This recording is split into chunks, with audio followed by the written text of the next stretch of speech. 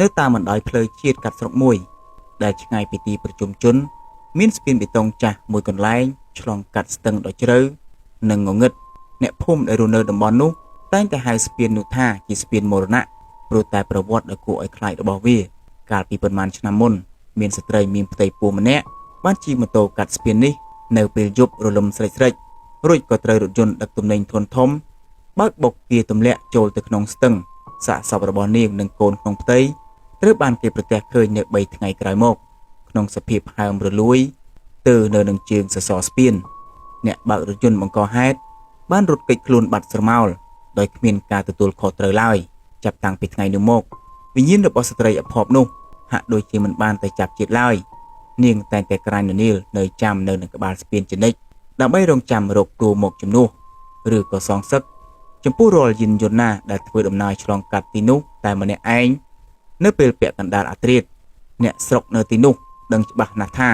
ឲ្យទៅដល់ម៉ោងលើសពី12យប់គ្មាននរណាម្នាក់ហ៊ានជិះកាត់ស្ពាននោះតែម្នាក់ឯងឡើយបើទោះបីជាមានការប្រញាប់ប្រញាល់យ៉ាងណាក៏ដោយមករាគឺជាយុវវ័យ25ឆ្នាំម្នាក់ដែលទើបតែបដូរការងារមកធ្វើជាភ្នាក់ងារដឹកជញ្ជូនទំនិញតាមខេត្តគេគឺជាមនុស្សក្លាហានជឿជាក់លើខ្លួនឯងនិងមិនធ្លាប់ជឿលើរឿងអបិយជំនឿឬក៏ខ្មោចព្រាយបិសាចអ្វីទាំងអស់នៅយប់ថ្ងៃសិលមួយដោយសារតែចំនួនទំនិញមានច្រើននិងត្រូវបញ្ជូនឲ្យទាន់ពេលវេលាមករាបានធ្វើការថែម៉ោងរហូតដល់ម៉ោង1រំលងអាធ្រាត្រទើបគេបានរៀបចំជិះម៉ូតូត្រឡប់ទៅផ្ទះជួលរបស់គេវិញនៅយប់នោះមានសភាពអ៊ូអាប់ខុសធម្មតាពពកខ្មៅបាំងបិទពន្លឺព្រះច័ន្ទជិតឈឹងហើយអាប់ពណ៌សព្រាលព្រាល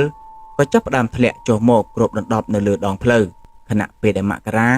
កំពុងតែបើកបរម៉ូតូមកដល់ក្បែរតំបន់ស្ពានចាស់នោះសេតុណ្ហភាពជុំវិញខ្លួនស្រាប់តែចុះត្រជាក់យ៉ាងគំហុកភាពត្រជាក់ស្រេបបានជ្រាបចូលកាត់អាវធំរបស់គេធ្វើឲ្យរោមដៃរោមជើងបាសជ្រងឡើងដោយមិនដឹងខ្លួននៅសល់ចម្ងាយប្រមាណ50ម៉ែត្រទៀតដល់ក្បាលស្ពានភ្លើងហ្វាម៉ូតូរបស់គេស្រាប់តែលោតភ្លឹបភ្លែតរួចក៏ស្រអាប់ពន្លឺចុះសឹងតែមើលផ្លូវឡើងឃើញមករាបន្ថយល្បឿនម៉ូតូដោយគិតថាប្រព័ន្ធភ្លើងម៉ូតូប្រហែលជាមានបញ្ហាប៉ុន្តែគ្រាន់តែម៉ូតូរំកិលដល់ចំណុចគែមស្ពាននោះកែវភ្នែករបស់គេក៏បានប្រទះឃើញស្រមោលមនុស្សម្នាក់កំពុងឈរត្រឹងនៅក្បែរបង្កាន់ដៃស្ពានស្រមោលនោះគឺជារាងកាយរបស់ស្ត្រីម្នាក់ស្លៀកពាក់រ៉ូបពណ៌សប្រឡាក់ប្រឡូកទៅដោយភក់និងស្លែទឹកសក់របស់នាងវែងធ្លាក់គ្របមុខជិតហើយមានដំណក់ទឹកស្រក់តក់ចុះមកលើដីហាក់ដូចជានាងទើបតែងើបចេញពីបាតស្ទឹងដ៏ជ្រៅមករាព្យាយាមមិនខ្វល់ខ្វាយនិងមិនងាកមើលឲ្យចំឡើយដោយប្រឹងមូលហ្គេម៉ូតូបន្ថែមល្បឿនដើម្បីជិះរំលងនាងឲ្យផុតពីស្ពាននោះប៉ុន្តែគ្រាន់តែជិះរំលងផុតរាងកាយស្ត្រីនោះភ្លាមម៉ូតូរបស់គេស្រាប់តែធ្ងន់ផ្អឹបហាក់ដូចជាមានមនុស្ស2នាក់ឬក៏3នាក់លោតមកអង្គុយសង្កត់ពីក្រោយក្នុងពេលតែមួយកង់ម៉ូតូខាងមុខងើបឡើងបន្តិចខណៈដែលម៉ាស៊ីនបន្លឺសំឡេងក្រហមតឹងណែនទៅមុខលេងចង់រួចក្លិនឆ្អាបនៃត្រីងៀតនិងក្លិនស្លែរលួយបានភាយចូលទៅក្នុងច្រមុះរបស់មករាយ៉ាងខ្លាំងអារម្មណ៍ភ័យខ្លាចដល់កម្រិតកំពូលបានវាយលុកខួរក្បាលរបស់គេដោយទ្រាំនឹងការសង្ស័យមិនបានមករាបានប្រឹងទម្លាក់កែវភ្នែកសម្លឹងមើលទៅក្នុងកញ្ចក់មើលក្រោយនៃម៉ូតូរបស់ខ្លួនទស្សនវិជ្ជានៅក្នុងកញ្ចក់ធ្វើឲ្យបេះដូងរបស់គេស្ទើរតែឈប់ដើរស្ត្រីសក់វែងដែលឈរនៅក្បាលស្ពានអំបញ្ញមិញពេលនេះកំពុងតែអង្គុយទម្រែកខ្លួននៅកៅអីម៉ូតូខាងក្រោយរបស់គេផ្ទៃមុខរបស់នាងហើមប៉ោង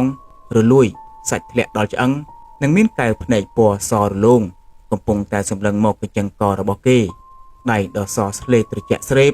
និងមានទឹកស្រក់តក់របស់នាងបានលូកមកអោបចង្កេះរបស់មករាយ៉ាងតឹងណែនរហូតដល់គេដកដង្ហើមមិនចង់រួចភាពភ័យខ្លាចធ្វើឲ្យមករាស្រែកមិនចេញសូម្បីតែមួយម៉ាត់វិញ្ញាណខ្មោចទឹកនោះមិនត្រឹមតែអង្គុយក្រោយទេនាងថែមទាំងព្យាយាមយកដៃដ៏ត្រជាក់របស់នាងមកកាច់ចង្កូតម៉ូតូរបស់មករាឲ្យរេទៅបុកនឹងបង្កាន់ដៃស្ពានដើម្បីទម្លាក់ខ្លួនចូលទៅក្នុងស្ទឹងជាមួយនាងម៉ូតូបានរេចង្កូតពេញផ្ទៃស្ពានម្ដងឆ្វេងម្ដងស្ដាំយ៉ាងគ្រោះថ្នាក់បំផុតមករាដឹងខ្លួនច្បាស់បើគេបណ្ដោយតាមកម្លាំងរបស់វាគេច្បាស់ជាត្រូវស្លាប់คล้ายទៅជាទួជំនួសមិនខានដោយកម្លាំងតស៊ូចុងក្រោយគេបានប្រឹងទប់ចង្កូតយ៉ាងរឹងមាំហើយនឹកគុណដល់ព្រះរតនត្រ័យបារមីវត្ថុស័ក្តិសិទ្ធិនិងគុណមេដាបិតាឲ្យជួយសង្គ្រោះជីវិតគេបានសូត្រធម៌ក្នុងចិត្តយ៉ាងខ្លាំងព្រមទាំងជន់លេខម៉ូតូទាញហ្គាអស់ពីទំហឹង ខណៈពេលដែលម៉ូតូបោលដល់ចុងស្ពានម្ខាងទៀតរាងកាយដ៏ធ្ងន់ដែលសង្កត់ពីក្រោយក៏ស្រាប់តែរបូតចេញខ្មោចស្រីនោះបានបន្លឺសំឡេងស្រែកយ៉ាងទ្រហឹងអឹងកងលាយឡំជាមួយនឹងសំឡេងទឹកបាចសាចមុននឹងធ្លាក់បាត់ចូលទៅក្នុងបាតបឹងដ៏ងងឹតវិញដោយសារតែការប្រទៀងប្រទង់